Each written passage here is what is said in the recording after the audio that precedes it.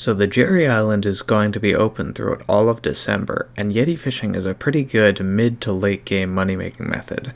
So today I'm going to be going over some of the gear and just general progression that you'll need to do Yeti fishing. So I've done about 8 hours of fishing since this new update, and so far I've dropped 2 Yeti pets as well as fished up 2 rain drakes. So I'm definitely not the most experienced person out there, but I do have a good sense of how to progress. So first things first, you're going to need fishing 25 to fish up Yetis, which everything else good comes after you unlock Yetis, so there's basically no point in doing it before fishing 25. Now we're going to start by talking about armor and baits. At fishing 25, you can either go for shark scale armor or salmon armor. Salmon armor is pretty cheap and will get you by until you hit fishing 27. As well as that, you'll want fish bait and the luminous bracelet. At fishing 27, you'll want to get the lava mob armor, that being slug boots, mugma leggings, flaming chestplate, and Taurus helmet. And you want to start putting the submerged reforge on your nutcracker pieces. At fishing 36, any nutcracker pieces you have that still don't have the submerged reforge on it, they should get replaced with thunder armor. And you should also get the thunder necklace. Continue putting submerged on your nutcracker armor and replacing your thunder pieces with it. Somewhere around here you should be able to hit 270 fishing speed. Once this happens, you should start using whale bait. Around this time you should be starting the upgrade path for Ichthilic, fin wave, and gill splash equipment. Once you get 290 fishing speed, not including your bait, you can sell your submerged nutcracker and buy submerged magma lord. Next up, we're going to be talking about rods. Honestly, this is the most important part of your setup, so you're going to want a rod of the sea or an auger rod. They are expensive, and if you really can't afford it, then you can go with a Yeti rod. All of them are unlocked before fishing 25, so you can get any of them by the time you can fish up Yetis.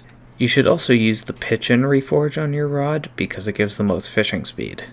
If you're fishing without an auger rod, you may want to fish in these caves because you can't automatically break ice with your rod.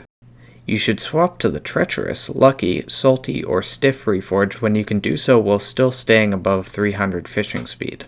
As for pets, you want to basically just use the reindeer the whole time. The only other pets you may want are an ammonite or a dolphin for the sea creature chance, if you can use them with 300 fishing speed. If you can't get 300 fishing speed with that, then just stick with the reindeer pet.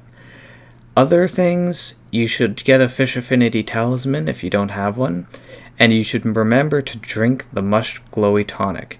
It gives more fishing speed, it costs about 500k, but it'll pay itself off. And you should also, finally, fish near people for the loot share. It can greatly increase your profits. So, now for the part that you're probably wondering about. How many coins per hour does this make? With my setup, I get around 8 to 10 million coins an hour, not including any RNG. This is mostly just from gifts and stuff. Usually, it's from red gifts dropped from nutcrackers. This does not include, as I said, Yeti pet drops and rain drakes. I'm valuing these Yetis at around 10 to 15 mil because it's currently, the update is on and the prices are quite low because everyone is Yeti fishing, which, as I might add, don't sell your Yetis until after December because they're probably going to go up in price when the thing closes, as well as the rain drakes, which will make you about another 8 to 10 mil per every rain drake that you fish up. If you can manage to corrupt the rain drake, that will give you, I think it's triple the amount of gifts, which 3 times the profit. Anyways, that's it for the video.